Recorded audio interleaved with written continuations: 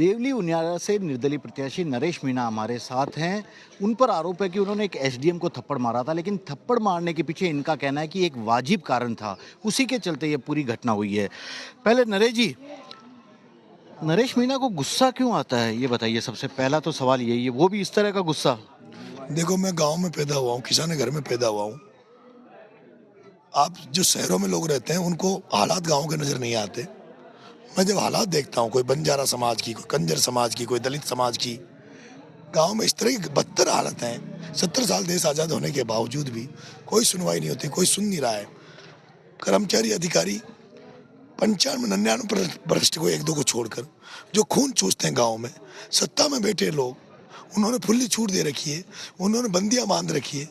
सत्ता के लोग सरकारी कर्मचारियों से घाट घाट करके खून चूसने का काम कर रहे हैं। और जब मुझे कहीं लगता है क्या न्याय नहीं हो रहा, अन्याय हो रहा है, लोगों को कुटाना तो रहा, तो मेरा मन ठंडा नहीं रहता। तो उस दिन क्या हुआ था, परसों मतलब कल की घटना में ऐसा क्या हो गया अन्याय आपको जो नजर आ रहा था? ये गांव जो है, ये पंचायत जो है, ये गांव है, ये पहले इससे उनियारा उपखंड से जुड़ा हुआ है और अब इनको जोड़ दिया देवली उपखंड से।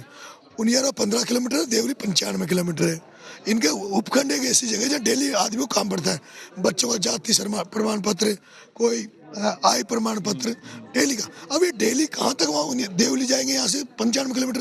पहला। दूसरा, जब ऑफिसों में कोई आदमी जाता है काम लेके, जब तक वो 10 बार चक्कर नहीं कटवा लेते, जब तक उसको भ्रष्ट अधिकारियों को पैसा नहीं मिल जाता, क्योंकि आदमी जाता सोचता है बिना पैसे दिए काम हो जाए, फिर उनको 4 दिन इसलिए चक्कर कटवाए जाते हैं क्योंकि वो परेशान होके फिर वो ये कह ले यार इनको पैसे दे दो, और उसके बाद पैसा देने के बाद ही काम होता है। इतनी दूर जाओ, किराया लगाओ, 10 चक्कर कटाओ। इनकी पूरी मांग थी, वाजिब मांग थी, भाई हमें वापस से उनियारा में जोड़ा जाए। उसको लेकर इनका बहिष्कार था। पूरा गाँव बहिष्कार कर रहा था। पूरे गाँव ने कहा भाई कलेक्टर आ जाए तो हम अपना बहिष्कार खत्म कर लेंगे, वो आश्वासन दे दे। कलेक्टर आई नहीं। और फिर सबसे बड़ी बात, जो यहाँ बीजेपी के एजेंट के रूप में एसडीएम जो काम कर रहा था, जो मालपुरा एसडीएम लगा हुआ है, उसको यहाँ आरओ लगाया था क्योंकि वो कन्हैयालाल चौधरी के अंडर क्षेत्र में था। वो कन्हैयालाल जी यहाँ के प्रभारी थे, कन्हैयालाल चौधरी यहाँ के प्रभारी थे, उन्होंने उसको आरओ लगाया। आरओ जो था उसने सारा गांव, सारे लोग यहाँ बैठे थे।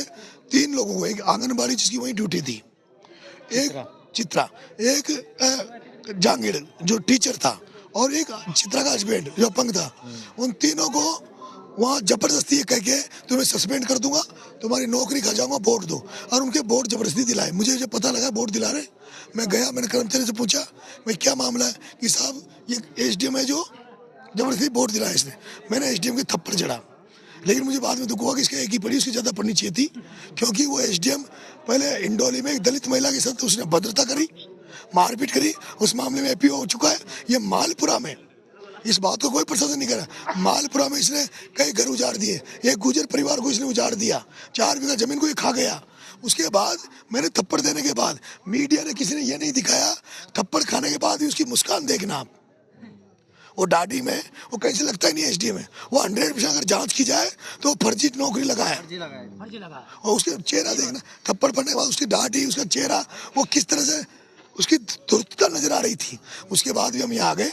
फिर हमने कहा कलेक्टर को बुला लीजिए, कलेक्टर नहीं आई। 3 बजे मैंने एसपी को कहा, एसपी यही था, एक डिप्टी आया, मैंने एसपी को बुला दो, एसपी आश्वासन दे देगा मान लेंगे, लेकिन एसपी यहाँ होते हुए भी नहीं आया। उसके बाद 3:30 बजे मुझे लगा, मैंने मतदाताओं से कहा भाई आप वोट डालो, क्योंकि चाहते हैं कि वोट नहीं डले। 3:30 बजे मैंने वोट डाल के लिए गया। फिर मैंने इनसे कहा भाई आप लोग वोट के बाद यहाँ जाओ। सारे लोग यहाँ इकट्ठे हो गए थे। इकट्ठे होने के बाद शाम को 7-8 बज गई थी। मैंने भूखे थे, हम सुबह से 7 बजे सारा गांव भूखा था, मैं भूखा था। हमने 1 मिनट में रुकता हूँ, यहाँ तक तो आपने बता दिया था शाम तक की घटना के बारे में। आप तो नेता हैं, चुनाव भी लड़ रहे हैं, जनता से जुड़े हुए हैं, एकदम गुस्सा, कोई और भी तो उपाय हो सकता था उस एसडीएम को समझाने का, या वो समझ नहीं? देखो, 25 तारीख से मैं यहाँ चुनाव में तैयारी कर रहा था। पहले मेरे पोस्टर फाड़े गए थे सब जगह, फिर मेरे लोग गिरफ्तार किए गए। ईवीएम में जो बैलेट पेपर चिपकता है उसमें सबके डार्क कलर दिख रहे हैं खुले, मेरा उसमें इतना हल्का कलर किया है वो दिख ही नहीं रहा था। कोई सुनने को तैयार नहीं। कलेक्टर को मैंने सुबह फोन किया था, बदमाशी चल रही थी। सुबह मैंने कलेक्टर को फोन किया, कलेक्टर ने कोई संतोषजनक जवाब नहीं दिया था। अगर कलेक्टर नहीं आ जाती तो कोई किसी तरह का ये मामला नहीं बनता। फिर उसके बाद रात को क्या हुआ, क्योंकि आप लोग तो पंगत में यहाँ खाना खाने के लिए बैठे थे, जो गांव के लोग सुबह से अपने एक वाजिब मांग को लेकर कर रहे थे उपखंड वापस करने के लिए, उस वक्त की क्या बात थी? पूरा गांव, पूरे लोग यहाँ खाना खाने बिठा दिए थे। हमने माइक में अनाउंस भी किया था मेरी लाइव पे होगा शायद। उसके बाद वो पुलिस ने वहाँ जीप रोक ली, खाना नहीं आने दे रहे थे। फिर मैंने वहाँ जाके तो फोर्स ने सारे लोगों को रोक दिया। हम 10 लोग गए तो जैसे खाना की मना उन्होंने आने नहीं दिया। मुझे एसपी ने पकड़ के पुलिस ने मेरे को घेर के और जीप में डाल दिया था। जैसे जीप में डाला मैं कोई पुलिस की गिरफ्तारी से नहीं भागा। मैं आपको कहना चाहता हूँ आपको हिरासत में ले लिया था पुलिस ने? मुझे पुलिस ने कोई नहीं गिरफ्तार किया था। हाँ, मुझे जीप में डाल लिया था। लेकिन जो घटना हुई, जैसे मुझे डाला वहाँ लाठीचार्ज हुआ। किसकी तरफ से? पुलिस की तरफ? वहाँ लाठीचार्ज हुआ, वहाँ उस गाड़ी पे हमला हुआ। उसके बाद पुलिस मेरे को छोड़ के भाग गई। पुलिस मुझे छोड़ के गिरफ्तार नहीं किया, अंधेरे में ही पुलिस मुझे उस गाड़ी में अकेले में छोड़ गई। उस गाड़ी में पत्थरबाजी हो रही थी। उस गाड़ी में केवल एक पुलिस का ड्राइवर बचा था। मैंने कहा भाई तू कि साहब मैं तो गाड़ी लेके आया हूँ। मैंने उसको जान का हमला मैं वो बचा के उसकी जान मैंने बचाई है। उस पुलिस वाले की जान मैंने बचाई, उसको मैंने बाहर किया है। उसके बाद उस गाड़ी में आग लगी है। अगर मैं क्या बैठा रहता मैं क्या जलता उस गाड़ी में बैठ के? जिस गाड़ी में मैं बैठा और पुलिस भाग गई थी, पुलिस पूरी स्कूल में घुस गई थी। न्यूज 18 का चैनल वाला वहाँ था।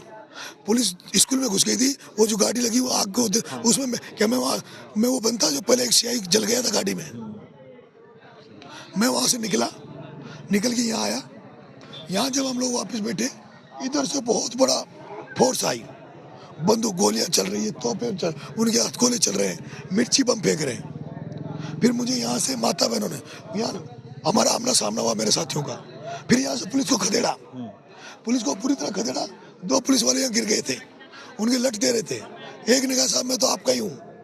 फिर उसको बचाया गया, उनको रोक मतलब घेरे में लिया, भाई मत मारो। पुलिस भग गई थी। फिर जब मैं यहाँ था, मेरी हालत खराब थी। मुझे लोगों ने घेर के इधर आगे ले गए। मैं जब बेहोश हो गया, मुझे उठा के खेतों में ले गए लोग। सारे लोग खेतों में चले गए थे, पूरी जनता पीछे जो खेत है उनमें। फिर थोड़ी देर बाद में आग जनी दिखी हमें, यहाँ घरों में आग लगे। नमस्कार, मैं हूं मानक गुप्ता। अगर आपको हमारा ये वीडियो पसंद आया हो तो इसे लाइक और शेयर जरूर करें। और हां, हमें सब्सक्राइब और फॉलो करना ना भूलें ताकि आप देश और दुनिया की कोई खबर मिस ना करें। तो जुड़े रहिए हमारे साथ और देखते रहिए न्यूज़ 24।